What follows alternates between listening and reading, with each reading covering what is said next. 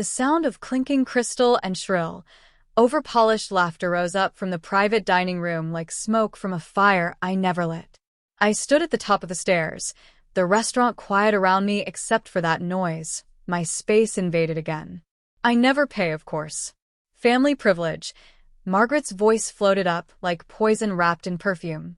It's my daughter-in-law's place, technically, but we helped them get started. I practically own half the place. I froze. The stack of invoices I'd been reviewing crumpled slightly in my hand. My name was on every bill, every contract, every damn form that kept this restaurant alive. Not hers. Mine. And I insisted she use that truffle supplier, she added, her voice dripping with faux charm. The poor girl needed guidance back then. Still does, really.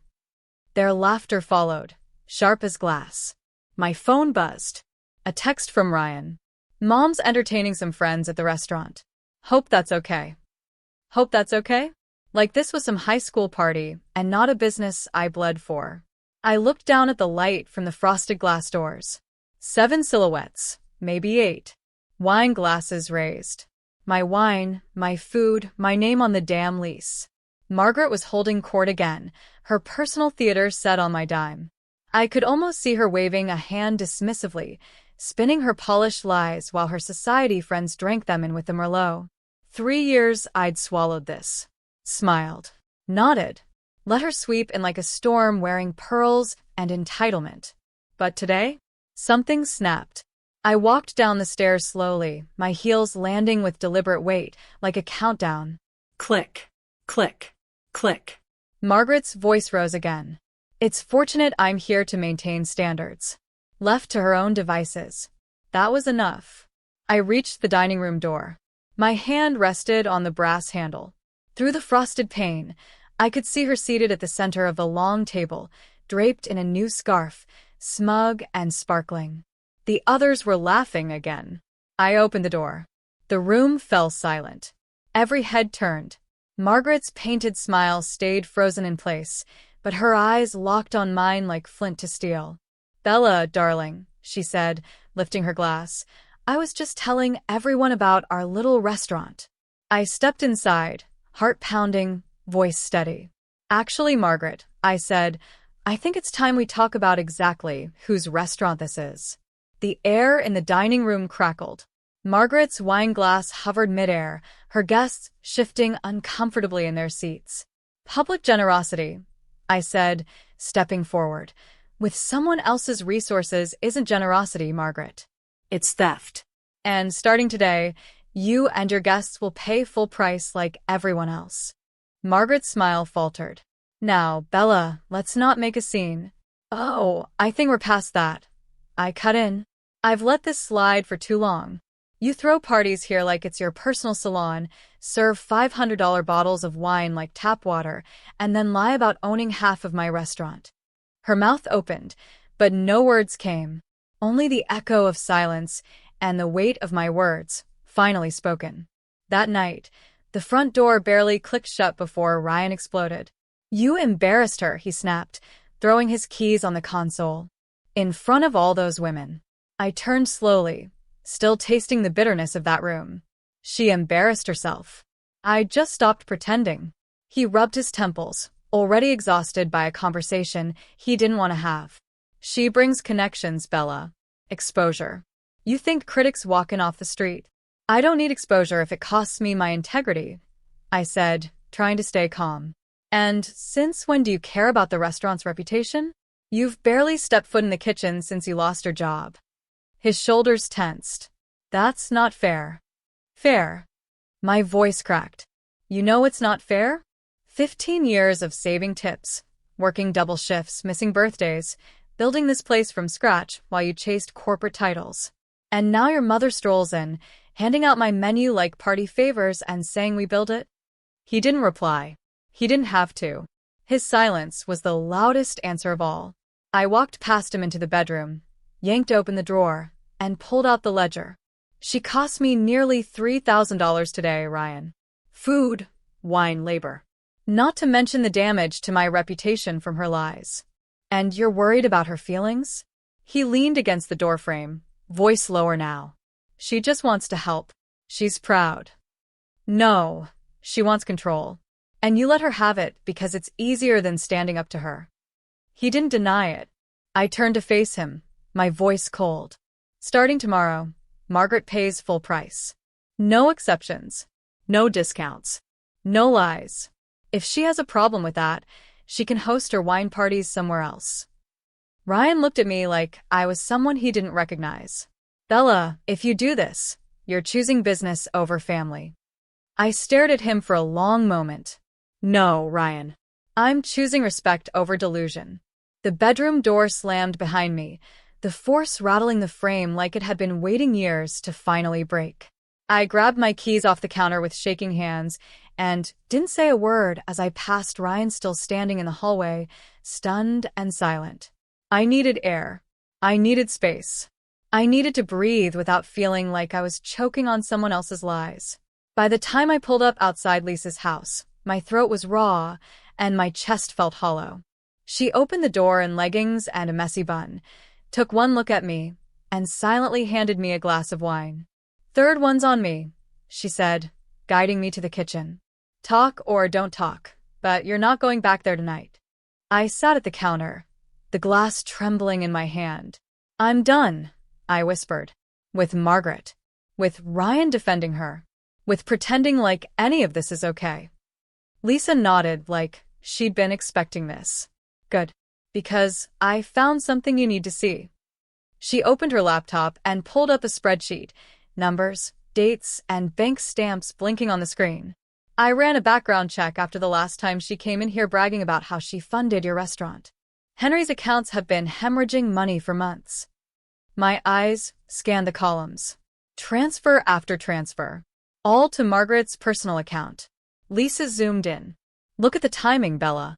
Right after Ryan lost his job. 25 grand here, 50 there. And this," she pointed, 200,000 in 3 months. I gripped the edge of the counter, the room swaying. "She's bleeding him dry," I muttered. Lisa looked at me, serious now. "This isn't just about your restaurant anymore. She's stealing from Henry. And if Ryan knows, then he's not just passive, he's complicit." My breath caught. "You need to stop thinking of this as a family drama," Lisa said quietly. "It's not. It's fraud. It's theft. You built something incredible, and they're trying to take it from you. Not just your name, your legacy." I stared at the screen, at the numbers that suddenly made everything painfully clear. Lisa reached for my hand. "So, what are you going to do?" I took a long sip of wine, my voice low but certain. "Start telling the truth." Back at my car, the night air felt thick, like it was trying to hold me still. I sat behind the wheel, gripping the steering wheel with both hands, waiting for the shaking in my arms to stop. My phone buzzed. An alert. New review posted by Oliver Grant. Carter. A cracked foundation beneath the shine. My heart stopped. I tapped it open, eyes scanning the words, each one cutting deeper than the last. While Carter shows moments of promise, it suffers from inconsistent standards and unclear vision. The menu feels divided, like it cannot decide what it wants to be. One wonders if the growing whispers of family interference are more than just rumor. I closed the app. I couldn't breathe. She had known. Margaret had to have known Oliver was coming in tonight. She planned her little performance, her wine party, the fake stories about guiding me, for this day. She set the scene, played the perfect host, and let him witness the chaos she created. Not just lies in private anymore. Now it was out there. Public. Shared. Permanent. A stain. Another buzz. A text. "Henry, need to talk about some concerning bank statements. Can we meet privately?" My chest tightened. Margaret hadn't just poisoned my restaurant. She was poisoning everything around it. My reputation. My marriage. And now, possibly Henry's life savings. I stared at the phone, the weight of it suddenly unbearable. The lies were spreading like wildfire, and Margaret was holding the matchbox. I thought about the years I spent building this place. Recipe by recipe. Brick by brick. Every night I came home smelling like rosemary and smoke. Ryan would tell me I was pushing too hard, that it wasn't worth burning out over. But now, watching it all unravel, I realized something. This place was mine. Not just because my name was on the paperwork, but because it held everything I had ever fought for. And she was trying to take that. I tapped a reply to Henry. Name the time. I'll be there. The truth had teeth now, and Margaret had no idea how deep they were about to sink. Henry sat across from me in the corner booth of a quiet cafe, a manila folder spread open between us. His usual calm was gone, replaced by something heavier, wearier. I didn't want to believe it, he said, sliding a document across the table. But you need to see this. I picked it up slowly. A loan application. My restaurant's name. A 6-figure request. And at the bottom, my signature. Except it wasn't mine. I felt the blood drain from my face. This is fake. I never signed this. I've never even seen this form. Henry nodded grimly. I know. I've been married to Margaret long enough to recognize her handiwork. She's always had a gift for copying what isn't hers. I looked up at him, throat dry. How long has she been doing this? He hesitated. Ask Ryan about his college acceptance letter. Or the time she corrected a bank form for me years ago. Back then, it seemed harmless. Just a mother trying to help her son. Now. He leaned in, lowering his voice. She used me as collateral. Applied for a second mortgage on your restaurant without your knowledge, using my name and your signature. I stared at the paper again, my own forged name grinning back at me like a betrayal in ink. Ryan knew, I said, voice shaking. He had to. Henry's silence was all the answer I needed. He exhaled. He's been helping her. I don't know how much, but the timelines match. The transfers. The bookkeeping. He signed off on things I never saw. It felt like something inside me cracked, deep and clean. A betrayal I hadn't been ready to face, even after everything. My husband, I whispered, more to myself than to Henry. He stood beside me in that kitchen, told me he was proud of what we built. And the whole time, he was handing me over. I'm sorry, Henry said softly. I really thought he was different from her. I folded the paper carefully, every movement deliberate, trying to hold myself together. No, I said. He's just quieter about it. My phone buzzed. Ryan. Where are you? Mom's lawyer wants to talk about the restaurant's future direction. I looked at the message, then at Henry. She's moving fast, he said. Then we move faster. I replied, my voice steady. Hurt could wait. Rage couldn't. Oliver's office overlooked the city, but it felt more like an evidence room than a journalist's workspace. His desk was covered in photographs, receipts, and spreadsheets. He didn't waste time with pleasantries. Your mother-in-law has expensive taste, he said, holding up a photo of Margaret at a charity gala, dripping in diamonds. I barely looked at it. Henry's money? Oliver shook his head. That's the interesting part. These pieces? They're fake. And the timing of her appearances in them lines up with your restaurant's busiest private events. He slid a spreadsheet toward me. These are the nights she hosted her so-called society tastings. The cash payments? Disguised as purchases of your rare wines. My stomach turned. She's been selling counterfeit jewelry, he continued, and laundering the money through your restaurant, using your menu as a front. I swallowed hard, my mind racing back to the missing wine inventory, the inflated numbers, the bottles that were never accounted for. Oliver looked at me gently, but firmly. Your husband handled the books on all of those nights, Bella. He processed the payments, signed off on the numbers, and recorded the wine purchases. The silence between us was deafening. She had help, I said quietly. From inside. Oliver didn't respond. He didn't need to. My phone buzzed in my hand. Lisa. SOS. Margaret just walked into your restaurant with 2 health inspectors. I stood up so fast the chair nearly toppled behind me. She's trying to burn it down before I can stop her, I said. She's forcing you out, Oliver replied. The rumors, the critics' review, the fake loans, all of it leads to one thing. She wants you gone. So Ryan can take over. Make it look like mismanagement, not theft. I stared at the mess of papers on Oliver's desk, Margaret's smiling face, the the phony gems, the receipts forged with my restaurant's name. This wasn't sabotage anymore. It was war. I have more, Oliver said, standing with me. She's been contacting critics, planting stories. Even reached out to the health department anonymously. She thinks if she discredits me, no one will believe the truth. He nodded. But we believe it. And now we can prove it. My phone buzzed again. This time from Henry. She emptied our accounts. All of them, including Ryan's trust. I looked back at Oliver. Come with me, I said. It's time we stop her. The private dining room had never felt colder. Margaret sat at the head of the long table, adorned in another gaudy necklace, another counterfeit piece she wore like a crown. Ryan stood just behind her, jaw tight, arms crossed like he was guarding a throne he never earned. I stepped in first, followed by Henry and 2 uniformed officers. The low murmur of conversation died instantly. Margaret's eyes locked on me, unreadable. Bella, she said smoothly, lifting her wine glass. Can we help you? Henry stepped forward, voice flat. Yes. You can start by explaining this. He placed a thick folder on the table. Bank statements. Forged documents. Receipts for jewelry sales. The fake loan. Margaret blinked, feigning confusion.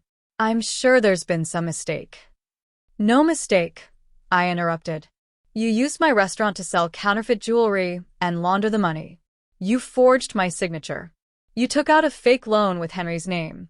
And you brought in health inspectors today to finish the job. Ryan stepped forward. Bella slowed down. Mom didn't. She did, I snapped. And you helped her. You handled the books. You signed the orders. You watched it happen. Margaret stood, trying to regain her grace. This is a misunderstanding. I've done nothing illegal. I wouldn't say that. Oliver Grant stepped into the room, holding a digital recorder. I have your voice, Margaret. Selling fakes, manipulating critics, bragging about your private collection. It's all on tape. Her smile shattered. You planned this, she hissed. You vindictive little climber. Margaret lunged toward me, fury in every step, but the officers were quicker. They grabbed her arms as she kicked and thrashed, knocking over a tray of wine glasses. Her necklace slipped off mid-struggle, landing on the floor with a hollow clink. Ryan's face was pale, his voice barely above a whisper. Bella, please. I didn't know it was this. I thought she was just helping. I stared at him. Helping? He had stood by her. Let her lie. Let her steal. Let her try to destroy everything I had built.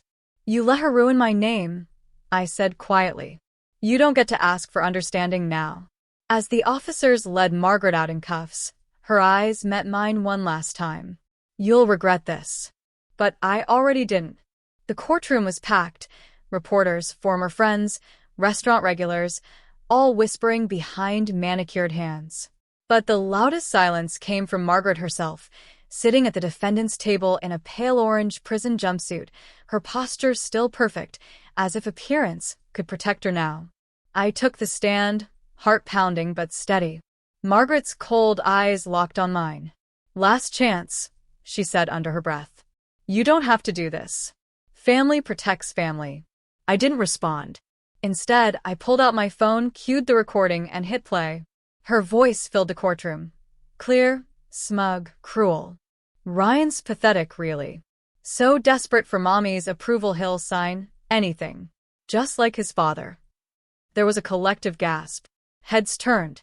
Ryan, seated behind the defense table, flinched like he'd been struck. No, he murmured, shaking his head. She didn't say that. I met his eyes. She did. Margaret bolted up, shouting across the courtroom. You little snake. That was taken out of context. Her lawyer tried to quiet her, but she was unraveling fast.